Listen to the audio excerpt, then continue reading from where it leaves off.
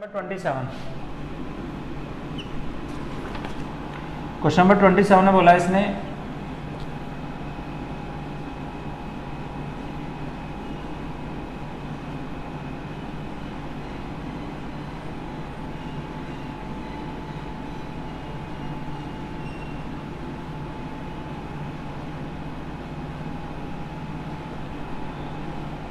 One microfarad, 2 microfarad, 1 microfarad, 2 microfarad, 2 microfarad, 1 microfarad, 1 microfarad, और ये infinity तक कनेक्ट है। कहाँ तक कनेक्ट है? इन्फिनिटी तक। और हमसे बोला इसका इक्विवेलेंट कैपेसिटेंस निकालो। तो मेरा क्वेश्चन ये है कि अगर मैं सबको सोल्व करूंगा तो मुझे इसका टोटल इक्विवेलेंट कैपेसिटेंस कितना मिलेगा? C। और ये कितने कैपेसिटर कनेक्ट है? इन्फिनिटी। n मतलब इन्फिनिटी तक कनेक्ट है, तो n कैपेसिटर्स कनेक्ट है। और कहाँ तक कनेक्ट है? इन्फिनिटी तक। तो इसका इक्विवेलेंट जो भी कैपेसिटेंस मिलेगा वो कितना मिलेगा? C। अब एक छोटी सी बात बताओ, एक समुद्र है, एक समुद्र में से अगर आप 50 गैलन पानी को हम निकाल लें तो समुद्र का पानी कितना रह जाएगा? उतना ही रहेगा। अगर उसमें 100 गैलन पानी डाल दें तो समुद्र का पानी कितना हो जाएगा? तो आंसर है अभी भी उतना रहेगा। तो इसका मतलब जब हमारी कोई क्वांटिटी बहुत बड़ी होती है, कोई क्वांटिटी हमारी बहुत बड़ी होती है, तो उस बड़ी क्वांटिटी में से कोई चीज़ ऐड करो या कम करो, उसकी वैल्यू पे कोई फर्क नहीं पड़ता। अगर मैं इस पूरे सर्किट का इक्विवेलेंट कैपेसिटेंस निकालूं, अगर मान लो इसमें से मैं 5 कैपेसिटर छोड़ देता हूं और बाकी सबका इक्विवेलेंट कैपेसिटेंस कहाँ तक जुड़ रहा है? इन्फिनिटी तक। इन्फिनिटी में से अगर मैं 5 कैपेसिटेंस को छोड़ दूं और मैं सबका इक्विवेलेंट कैपेसिटेंस निकालूं तो भी कितना मिलेगा? C। और 5 को जोड़ दूं तब भी कितना मिलेगा? C। 5 को जोड़ दूं, 5 को कम कर दूं या ना कम करूं, हमेशा इक्विवेलेंट कैपेसिटेंस की वैल्यू कितनी बनी रहेगी? C। तो इतने इन्फिनिटी कैपेसिटर में से अगर कुछ कैपेसिटर को जोड़ दो या कुछ कैपेसिटर को हटा दो तो उसके कैपेसिटेंस पे कोई खास असर नहीं पड़ता। वो पहले भी उतना ही था और अभी भी उतना ही है। और हमने मान लिया इसका इक्विवेलेंट कैपेसिटेंस कितना है? C है। तो उस C के अंदर कुछ कैपेसिटर को जोड़ दो या कम कर दो, रिमेन कैसा रहेगा? सेम। अब हम देख रहे हैं यहाँ पे 1 2 1 2 1 2 का पैटर्न सब जगह कैसे चल रहे हैं? सेम चल रहे हैं ना।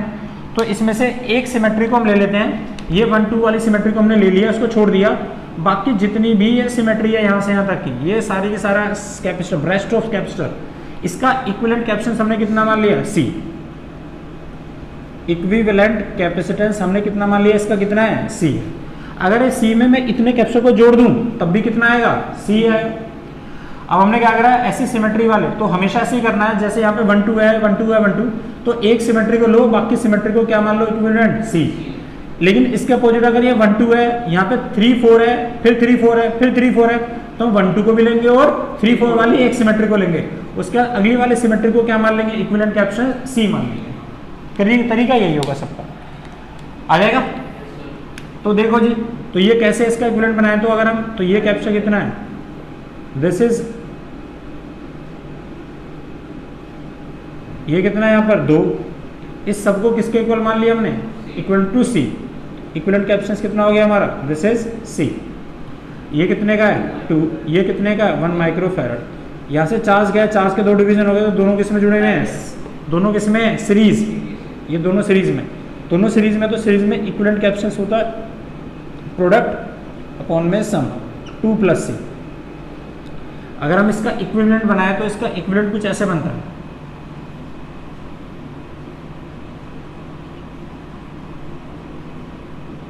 आ रहा है? और ये कितना है? 2C = 2 + C। और ये कितना है यहाँ पर? 1 माइक्रोफैरड। अगर मैं ऐसे चार्ज दूं तो चार्ज दोनों में एक जा रहा है या अलग अलग जा रहा है? तो आंसर है अलग अलग जा रहा है। तो दोनों किस में कनेक्ट है? पैरेलल। अगर अब मैं पैरेलल में निकालूंगा तो मुझे क्या मिलेगा? फिर से इक्विवेलेंट कैपेसिटेंस C। अरे वही तो है टोटल। तो पूरे सर्किट का कितना है? C। उसमें से इसको माइनस करोगे तब भी कितना आएगा? C। इतने को जोड़ोगे तब भी कितना आएगा? C। तो अब मुझे जो इक्विवेलेंट कैपेसिटेंस मिलेगा वो कितना मिलेगा? तो हम निकाल सकते हैं इसका equivalent capacitance will be equal to,